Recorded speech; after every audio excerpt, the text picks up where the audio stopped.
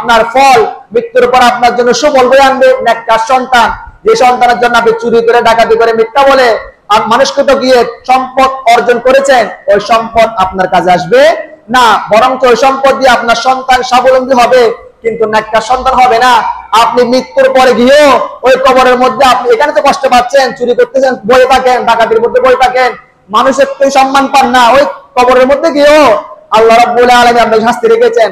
সন্তান কবরে যাবে না, জিয়ারত করবে না, সন্তান টাকার পরিমাণ বেশি হওয়ার কারণে বিভিন্ন জায়গায় ঘোরাফেরা করবে, বিভিন্ন দিকে টাকা ইনকাম করবে, কিন্তু এই যে আপনার কবরের পাশে গিয়ে 2 মিনিট 1 মিনিট সূরা ফাতিহা সূরা ইখলাস পড়ার সময় পাবে না। এগুলো হচ্ছে আমাদের জন্য শিক্ষণীয় বিষয়। আমরা যারা এখনো বুঝি না যে আল্লাহ রাব্বুল আলামিন আমাদেরকে শিক্ষার জন্য অনেক সিস্টেম দিয়েছেন, অনেকগুলো নিয়ম দিয়েছেন। এই যে দেখেন আজকে আপনার এত সম্পদ এত টাকা আপনি ইনকাম করে সন্তান যে দেখে যাচ্ছেন, ওই সন্তান যখন বড় হবে ওই সম্পদ থেকে সে ব্যয় করবে, সে তার জন্য জীবনের ভরণ পোষণ করবে, কিন্তু আপনার জন্য কবরের পাশে গিয়ে 2 মিনিট দাঁড়ানোর সময় থাকবে না, আপনার জন্য একটা ফাতিহা করার সুযোগ থাকবে না।